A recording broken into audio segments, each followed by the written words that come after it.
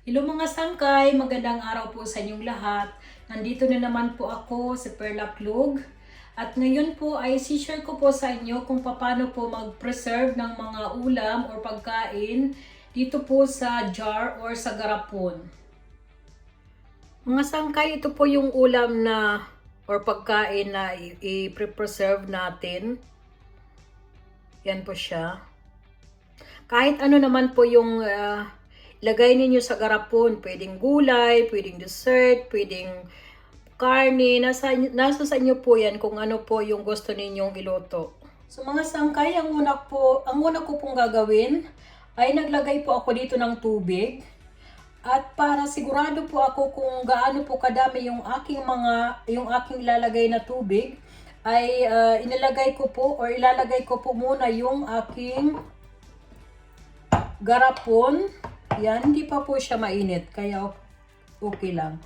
Yan. Yan po ang ginawa ko. Try ko po muna kung gaano kadami ang kailangan kong ilalagay na tubig. Yung tubig po kailangan hanggang dito sa may takip. Kailangan po mataas yung tubig para po pag kumulo siya, makukuluan po siya hanggang dito sa taas. So mga sangkay, binuksan ko na po itong kalan. At nilagay ko po dito sa high heat at hintayin na lang po natin hanggang sa kumulo. So mga sangkay, kung mayroon po kayong mas malaking kaldero, mas maganda po para mas marami kayong mailalagay na mga garapon. Pero kung wala naman po kayong malaking kaldero na kagaya ko, ganito na lang po yung gawin natin. Mga sangkay, itong pag-preserve po natin, pwede nyo po itong takpan, pero pwede din naman po hindi nyo takpan. Mga sangkay, nag-uumpisa na po siyang kumulo. So ngayon lang po tayo mag-uumpisa magbilang hanggang 10 minutes. Mga sangkay, bago nyo po ilagay dyan sa kumukulong tubig, kailangan po yung itong mga garapon ninyo ay maayos yung pagkasara. Kasi once na nakasara na po yan, ay nakuluan, hindi na po natin pwedeng buksan. Kaya kailangan po maganda yung pagkasara nito.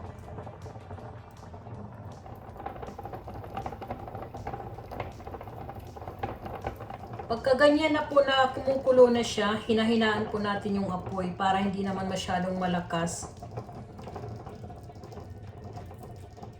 Yan po mga sangkay, tapos ng 15 minutes, pwede na po natin hanguin ang ating garapon. Ito po yung pang-ipit ko. Dahan-dahan po nating tanggalin dito sa kaldero. Mag-iingat po kayo dahil super init.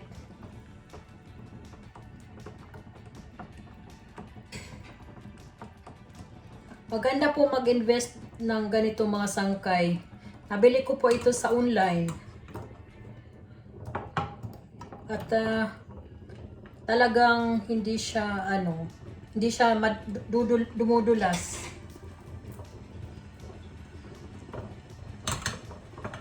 Yan. So mga sangkay, ang gagawin po natin ay tuloy-tuloy lang natin ang ating pag-preserve ng ating mga ulam.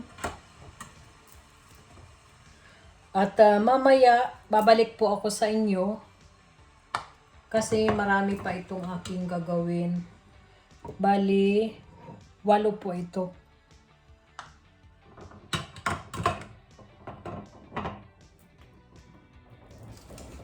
So mga sangkay, habang hinihintay ko pa po yung dalawang last na pinapakuluan natin na ulam, ito po yung tapos na, napakuluan na po natin ng 10 minutes. Ito po ang metode ng pagpapatagal ng ating mga pagkain na hindi natin kailangan ilagay sa ref or sa freezer. Kaya ito po yung